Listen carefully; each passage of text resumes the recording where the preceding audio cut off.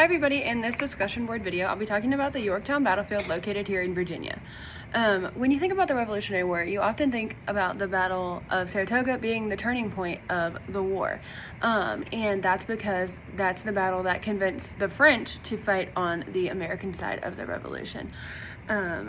This site, the Yorktown Battlefield, is the most important to me, in my opinion, because it represents the final battle of the American Revolution, the decisive ending point. But it also shows the French and the Americans working together to fight for American independence. A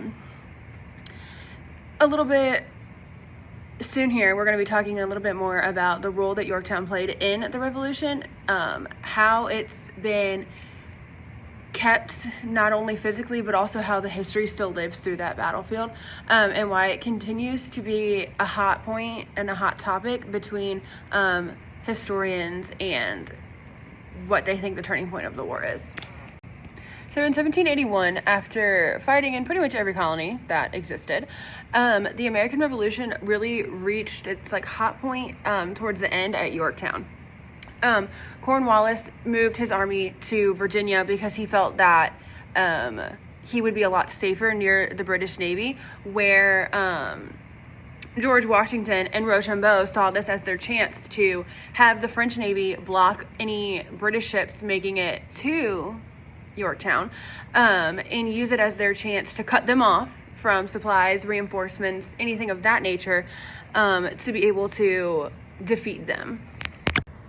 Cutting them off from their navy really trapped Cornwallis, and in those 3 weeks of that battle, they were able to decisively wear down the British to the point where Cornwallis had no other option but to surrender to the colonies. So while the surrender of Cornwallis and Yorktown didn't end the war, that came 2 years later with the Treaty of Paris, but while this didn't end the war specifically, it was the really kick in the pants, for lack of better terms, that the British needed to realize, hey, this war is expensive, it's not worth fighting. If they want to be free, we just need to let them at this point. Yorktown Battlefield, along with Jamestown and Colonial Parkway, are part of the Colonial National Historical Park group, I guess you would call it. And the National Park Service has carefully preserved this battlefield, and has made it somewhere that you can still continue to see reconstructed parts of the battle. You can see artillery placements, you can see homes that were caught in the middle of the war. There are tours and driving routes and living history programs. Specifically, my grandparents both used to be reenactors and storytellers in Yorktown as well. I just thought that was kind of a cool thing to throw in there. The preservation helps us connect the past to our present day and be able to see what it really took for us to gain our independence from the British. Earlier when I said that Yorktown was a hot point between historians, there are two different sides to this coin.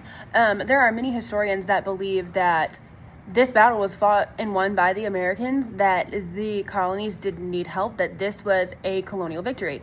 But on the other side of that coin, and where I stand on that debate, is that the colonies could not have won without the French. Everything that they provided, all the military help that they had, their navy cutting off the British ships from reaching Yorktown, none of this could have happened without the French, because the colonies were weak. They were running out of food, supplies, artillery, anything of that nature that the French provided for them. They couldn't have won without it.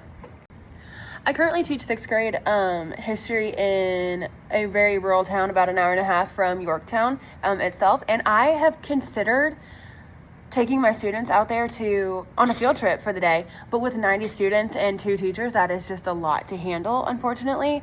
But I can see that there's just so much value in being able to take students out there. Reading about a battle and learning about notes and hearing your teacher talk about it is one thing, but being able to be there and be immersed in the history of that area is something that would just provide another kind of learning for these students. They can walk through the trenches and see how close the armies really were during this battle, because I have a feeling, and from what I learned today when talking about the Battle of Yorktown in my class, because that's where we are in the standards, they don't realize how different war is today and how close these armies really had to even be able to kill each other, essentially. And they kind of thought I was crazy when I said don't fire until you see the whites of their eyes, because you have to be that close in order for any of your artillery or anything of that nature to even be effective. For the reasons that I have stated previously, I do believe that the Battle of Yorktown is one of the most important battles, and I do believe that it was the turning point of the war. So, thank you. Have a great day.